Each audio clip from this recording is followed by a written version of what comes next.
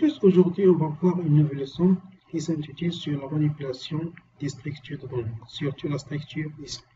Dans Python, il existe deux types de structures, soit des structures modifiables, c'est-à-dire une structure en lecture-écriture, c'est ainsi possible de modifier le contenu le contenu de l'objet sans modifier l'adresse mémoire, ou bien des structures non modifiables, comme on a déjà vu, comme les entiers. Maintenant, on va voir c'est quoi une liste. Donc, une liste est une collection qui permettant de stocker plusieurs valeurs, soit des valeurs de même type, ou bien des types qui sont différents, c'est-à-dire des listes homogènes, ou bien des listes qui sont hétérogènes. Pour créer une liste, on utilise les crochets, ou bien on utilise ce qu'on appelle la classe liste. Par exemple, T1 égale liste pour créer une liste finie. Ou bien on peut écrire T1 égale liste. On utilise la classe ou bien la méthode liste pour créer une liste finie. C'est possible de créer une liste remplie avec des valeurs. Par exemple, T1 contient la valeur 1, 7, 8, 9 et la valeur 10. Aussi, c'est possible, une liste contient des valeurs hétérogènes, c'est-à-dire des valeurs qui ne sont pas de même type. Par exemple, T1 contient des valeurs, par exemple, la valeur nombre 1, dans nombre 3, la valeur MPSI, ou bien la chaîne MPSI, par exemple, le nom Ahmed, par exemple, la valeur true, la valeur false. C'est-à-dire une liste peut contenir des valeurs soit homogènes ou bien des valeurs qui sont hétérogènes. Maintenant, on va voir comment accéder aux éléments d'une liste. Par exemple, la liste 1 contient les éléments 1, 3, la valeur MPSI, la chaîne Ahmed, la valeur true, la valeur false.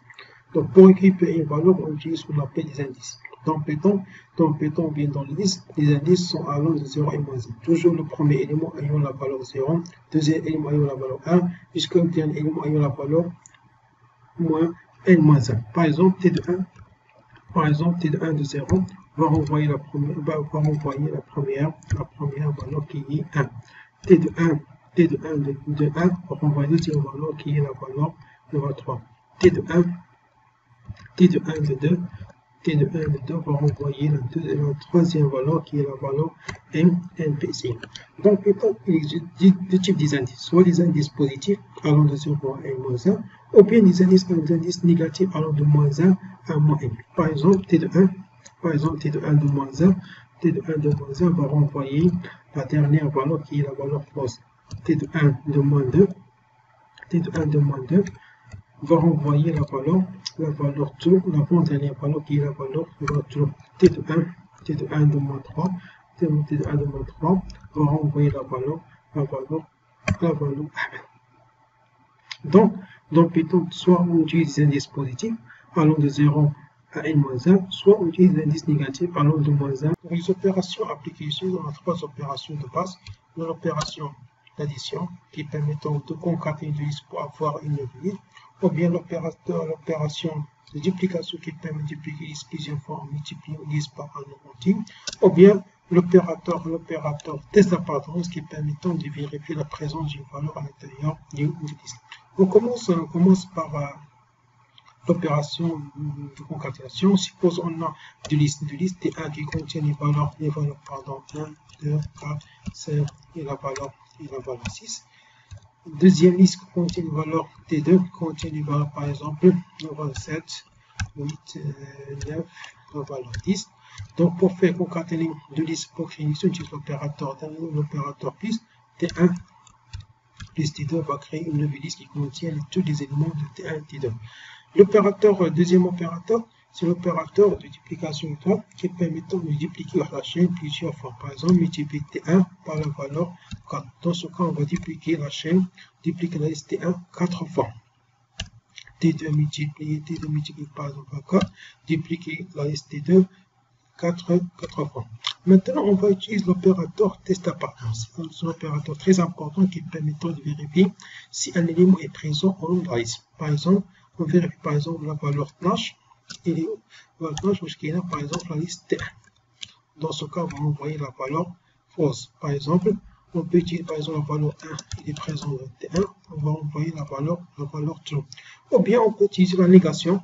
Est-ce que par exemple la valeur slash n'est pas not in T1? Dans ce cas, on va envoyer la la valeur vraie. Donc, les opérations appliquées sur une liste, sont trois opérations. L'opérateur plus, c'est pour faire la concaténation de liste pour créer une nouvelle liste. Duplication, c'est pour créer une nouvelle liste qui multiplie par une valeur entière, par un nombre entier. Ou bien, le in qui permettant de tester l'appartenance d'une valeur à l'intérieur d'une liste renvoyée toujours sur la valeur. Une liste est une collection qui permet de stocker plusieurs valeurs. Pour récupérer les valeurs d'une liste, en utilisant la boucle pour.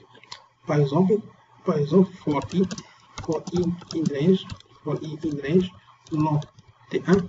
Donc la fonction long permettant de récupérer la taille de la liste, on écrit print T1 de i. On récupère les éléments de la liste par indice.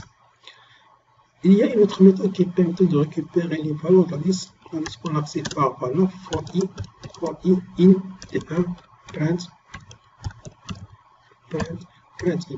Dans ce cas, on récupère les éléments de la liste un par un, on ne part pas ici. Dans la séance prochaine, on va voir l'opérateur de slicing ou bien l'opérateur d'extraction, plus on va voir les fonctions et les méthodes à appliquer sur la structure de données liste.